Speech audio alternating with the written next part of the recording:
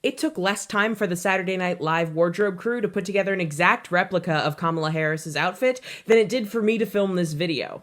Let's talk about this week in theater.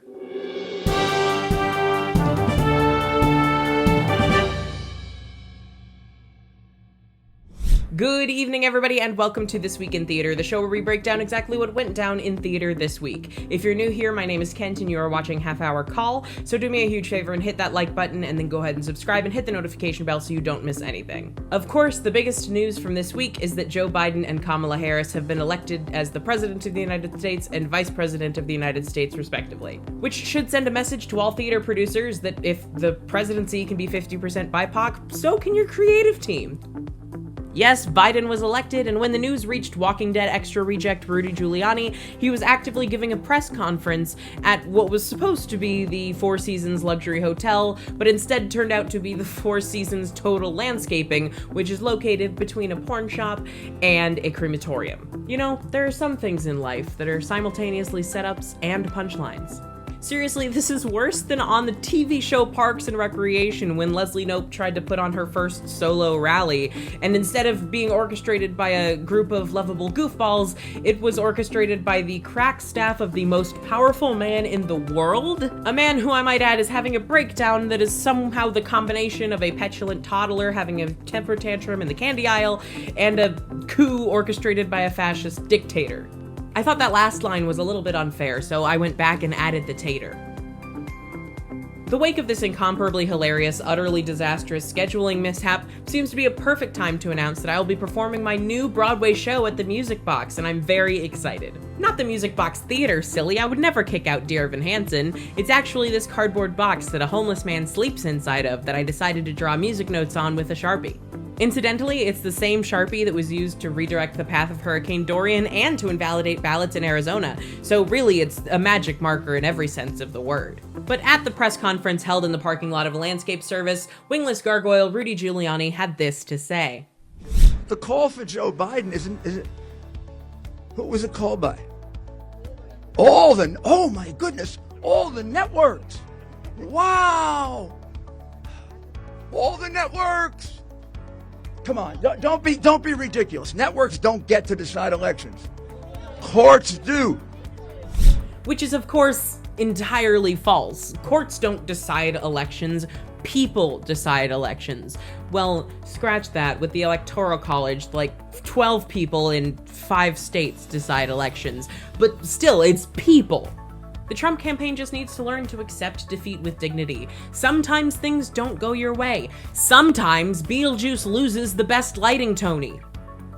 This administration is trying to litigate their way into a victory and steal the election in ways so dastardly and devious that we haven't seen them since Sharpay and Ryan in High School Musical. Speaking of High School Musical, why were we not alarmed that Sharpay and Ryan were siblings that were singing love songs to each other constantly? Why was Kelsey the only one who was alarmed by this? Following the calling of the race, President-elect Joe Biden and Vice President-elect Kamala Harris made an appearance and gave a speech that centered on unity and the need for hope as we move forward. Elsewhere in New York City, the Saturday Night Live wardrobe team sprung into action and managed to alter, reconstruct, or build from scratch the entirety of Kamala Harris's power suit in 85 minutes. 85 minutes! I don't have a joke for that, I just think that's really impressive. Speaking of things that are impressive, Arthur Masella, who has been directing international productions of The Phantom of the Opera for the better part of 3 decades, helmed the remount in Tokyo this year from his apartment in New York City. He directed the production over Zoom, making it the only staging of the Andrew Lloyd Webber classic, where both the director and the chandelier crash at the end of Act 1.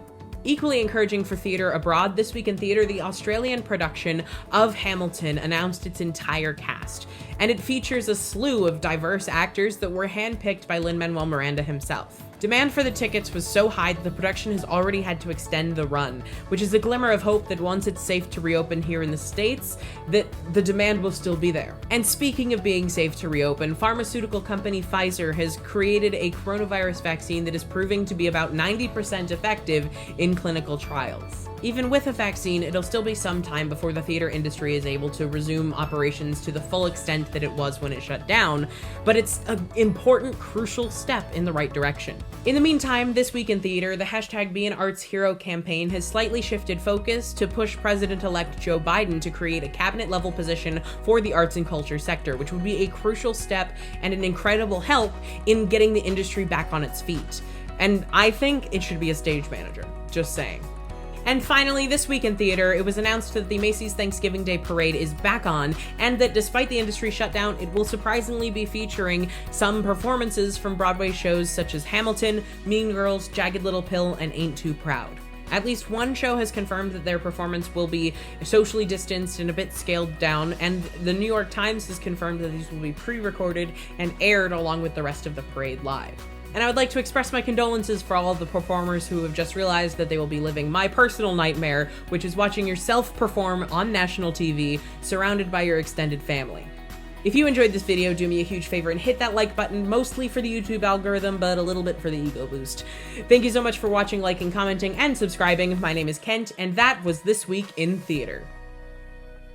This snazzy feathered production assistant, as well as other cool stage management merchandise, is now available at kentjamescollins.com/store. Link in the description below.